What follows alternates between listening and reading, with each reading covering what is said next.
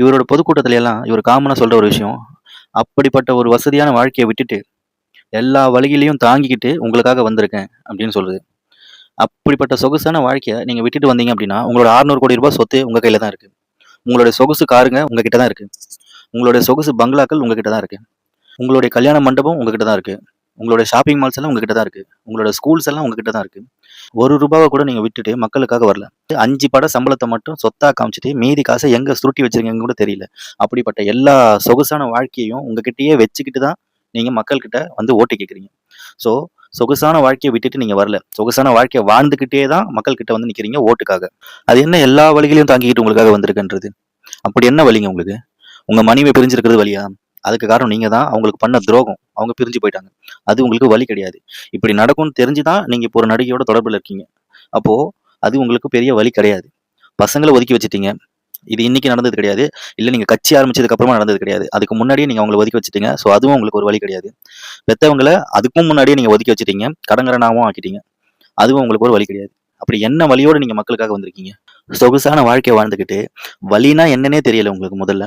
ஏன் வெயிலுடைய வலிய கூட உங்களால தாங்க முடியாம பிரச்சாரத்த கேன்சல் பண்ணிட்டு ஓடி போய் வீட்டுக்குள்ள ஒளிஞ்சுக்கிற நீங்க, மக்கள் கிட்ட பொய் சொல்லிட்டு இருக்கீங்க.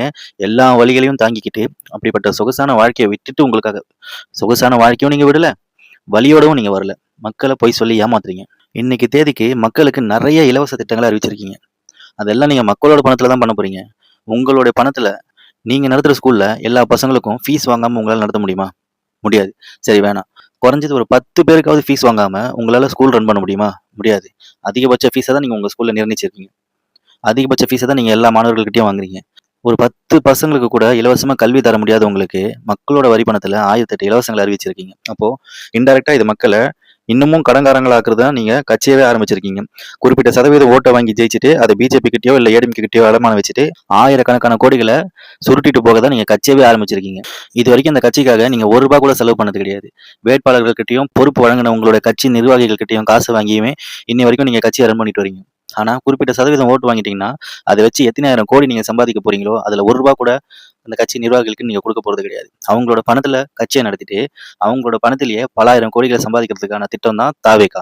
5 வருஷத்துக்கு ஒரே ஒரு வாட்டி மட்டும் போடக்கூடிய உங்களுடைய இந்த ஓட்ட, இவர புடிச்சிருக்குங்கிற ஒரே ஒரு காரணத்துக்காக போட்டு 5 வருஷம் உங்களோட மானத்த இவர்கிட்ட அடமானம் வைக்காதீங்க.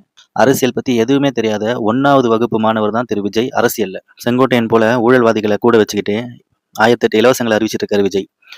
ஆதவ அர்ஜுனா போன்ற பச்சோந்திகள கூட வச்சுக்கிட்டு கட்சிய ரன் பண்ணி மக்கள ஏமாத்துற ப்ராசஸ்ல இறங்கியிருக்காரு விஜய்.